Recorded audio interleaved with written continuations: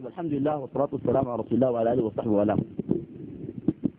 أبدأ الإشكال إشكال المفهوم الدين والدولة في السودان والتراجعات والانهزامات اللي حصلت بإشكال بسيط، إنه العلمانيين بيناقشوا قضية الدين والدولة من منظار تجربة ماثلة أمامهم، وده بيذكرني حاجة اسمها المقاييس الفارية. المقاييس الفارية زول كان أعمى ما فتح إلا لحظة واحدة لدقائق، للأسف الشديد الشيء شافه قدامه فار، وأصبح الفار مقياسه ومعياره في الحكم على الأشياء. وعيمة بقى لما يقولون شفت الأسد يقولون أصغر من الفار ولا أكبر من الفار، شفت القندران يقولون بيشير كم فار. ودي اشكالت ناس غازي واشكالت العلمانيين، المقاييس الفارية والنظارة الداكنة اللي هم من خلالها بيتكلموا عنها. والدليل على ذلك انه العلمانيين يتكلموا غازي بالذات جا حجانا وجا حبوبات مشيت له وقال لي وقلت له وداك دق ولده وقال لي ده تاكل بضراعك. يا اخي ده كلام فكري، والله انا مؤسفني جدا. حقه كانوا صار رسولنا يشوفون علماني عظم، علماني عظم، مش مخنث فكريا ولو تبرمت سنباته زي بتاع حق اللي اتكلم ده، مخنثون فكريا ولو تبرم شباب. لازم عندنا حاجه المستقبل للاسلام، وانا داعيه للاسلام وداعيه الناس للاسلام، وفي نفس الوقت يجي يقول لك ما تدخلوا الدين في الدوله ولا في الممارسه ولا في كده. ده كلام غريب جدا. يقول لك الاسلام صح والاسلام اصح شيء، ده دليل انه قال ما يحدث في تجربه الجبهه الاسلاميه لا علاقه له بالدين. اذا هو عنده تصور للدين من خلال التصور وزن تجربة الجبهة وحكم على هذا الغلط. نحن دارين تصورك ده، قال ما عنده علاقة بالدين، بيئة دين ما عنده علاقة بيئة دين بالدين الصحيح. يا غازي تصورك للدين الصحيح شنو؟ تصور للدين الصحيح تصلوا في جوامعكم وناس البرع قاعدين.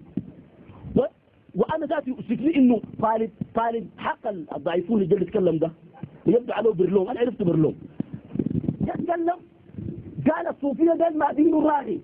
يا أخي انت لو قريت كتب الصوفية حيقدر منهم.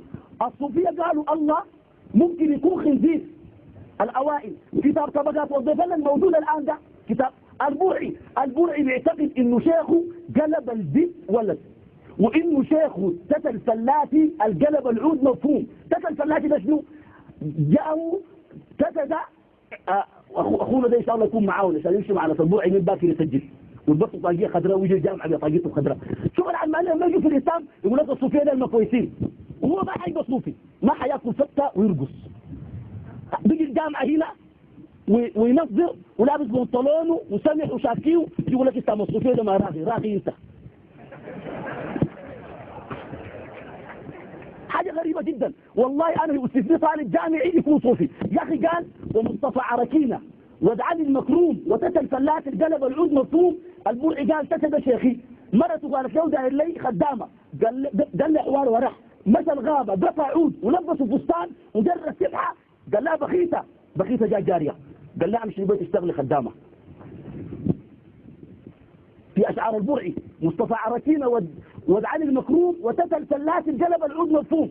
للأسف الشديد أنا بستغرب في إسلام الصوفية اللي بيشربوا البحر ويخلوا الناس عطشانين. قال الإسلام راغي. والله مسكين. يؤسفني جدا إنه العلمانيين يقول لك البرعي ما في، غازي قال البرعي ما في. طيب ما تناديه وسننجدك ويلحقك، سنجدنا وتلحقنا. بعدين غازي بقى مولانا قال يا ناس اتقوا الله. والله كيفتني جدا. بقى مولانا عبيد الليلة. وقال محمد طه يا اخوانا عشان التواصل جابوه بيقول كلام ده. انت ذاتك نحن جبناك وبقيناك مولانا، حق تبقى معانا انت وتلبس جلابيه قصيره لكن ما تدخل في البرندات. يا اخوانا انا اتكلم عن جزئيه مهمه. يا اخوانا الشريعه دي الناس فيها مساحتين، مساحه القطعيات ومساحه المتغيرات. نحن تكلمنا عن المتغيرات والقطعيات. القطعيات اشياء ثابته انا تكلمت عنها في بدايه الندوه، والمتغيرات ممكن يحصل فيها الخلاف ومع الحاكم ورأيه ما يكون رأي مقدس. دي مسألة محسومة. يعني محمد طه تبنى قال فصل الجنوب، محمد طه ما قال فصل الجنوب ده حكم الله، الله قال افصل الجنوب. ربنا نزل لنا القرآن، وفي القرآن ده ما كان في جنوب حيجي في الزمن ده عشان ينفصل. لا، ربنا في علمه يعلم، لكن ما نزلوا ليه؟ لأنه ترك للبشر مساحة، وده ما يعرف في الفقه الإسلامي بالاجتهاد. يا أخواننا طالما باب الاجتهاد موجود معناها الإسلام يمكن أن يناسب قضايا الواقع وينزل إلى تفصيلات الواقع. طالما فيها اجتهاد، نحن ما قلنا الإسلام ده كله قطعيات، لا، فيه ظنيات وفيه باب المتغيرات أو مساحة المتغيرات. مساحة المتغيرات أي زول ده قال فيه كلام طالما بيستند إلى أصول وإلى مرجعية إسلامية ممكن يكفر وممكن يقول أنت فسخت. ومسألة إنه الناس يديروا شؤون حياتهم، أنا تكلمت عنها في الأول، 200 المسألة بتكون ثابتة و200 بتكون ثابتة الجوهر متعددة الأساليب والصور، 200 الإسلام ما بيتدخل فيها. وضحنا هذه المسائل. أنا صح لي إنه قضية إشكال مفاهيم يا إخوة. غازي بيؤمن بالإسلام وأنا بؤمن بالإسلام وبتاع حركة حق بيؤمن بالإسلام وكل الناس بيؤمنوا بالإسلام، لكن تعريف الإسلام الصحيح أو تعريف الإسلام هو ده الإشكال. كلنا نقول لك نحن نؤمن بالدين، تعريف الدين. الإشكال إشكال مفاهيمي، وأنا بقول السودان إشكالات المجاعات الفكرية وأزمة الهوية مش الهوية. لأنه أستاذ غازي قال الهوية لما حكم محمد طه الهوية من الهاوية هوى يهوي إذا سقط، أما الهوية من تحقيق هو الذات، تحقيق الذات. غازي دايرنا ده هو ونحن دايرنا نحقق الذات. فقضية الهوية إشكال الهوية ده هو سبب لنا المجاعات الفكرية وما قادرين نحسم القضية دي. يا اخواننا الغرب حسم قضيته وبقى علماني والعلمانية دين وما بقى في طريقه. نحن لحد يوم الليل ما قادرين نحسم الجزئية دي. لو قدرنا نحسم الهوية الإسلام لا يمنع ناس من الابتكار ولا الاجتهاد ولا التطلع إلى الأحسن ولا إلى تحسين الأوضاع المعيشية. بدليل إنه الشيوعيين أنفسهم قالوا دارين يأكلوا دارين أكلوا دارين شراب. طيب لو بقيت جبت حكومة في ظل الأوضاع والمعطيات المعقدة الموجودة في السودان هتشبعوا الناس؟ هل الناس بتخيلوا أنصار السنة ممكن يملكوا عصا موسى السحرية لما يحكموا؟ رؤية أنصار السنة في الدولة ذاتها رؤية فرد ومجتمع قبل دولة، وده خلانا نحن نشتغل السنين دي كلها شغالين في التربية وصناعة الفرد وصناعة الإنسان وتحقيق الهوية والإشباع الفكري عشان نصل بالناس إلى أنه يحكموا نفسهم حكم صحيح. أنصار السنة ما غالبون باكر يتلبوا في الحكومة دي إن في الإذاعة ولا في التلفزيون يذيعوا بيانهم من بدري كان ممكن، لكن لا، ما دائما نصطدم بواقع، دائما نزل الواقع من خلال حوار، من خلال طرح، من خلال رقي، من خلال صناعة قيم وصناعة إنسان. عجبتني أختنا اللي تكلمت، وحقيقة أنا شايفة تعبانة من جبال بترفع إيدها، وكنت قاعد هنا قمت رسلتها قلت له يا أخواننا الفيديو ادوها فرصة، قالت حسددوا بيكم ولا حتقوموا مارقين. يا أخواننا صراصير قاعدين معاكم في الجامعة ديل قاعدين يسددوا اثنين ولا قاعد يكونوا مارقين، ونحن جابنا شنو؟ ونحن شغل الجامعات لفينا الجامعات دي حد متعبنا. وربنا قال في القرآن للنساء النبي وقلنا قولا معروفا، لما للبت أول مرة تقول قول سمح قول معروف قال اسمعوا ما قال سددوا اذنيكم، لكن مش أصلا على صوتها، يعني احنا مش مجرد ان جات مش وقفت حتسددوا اذنينا ونقوم.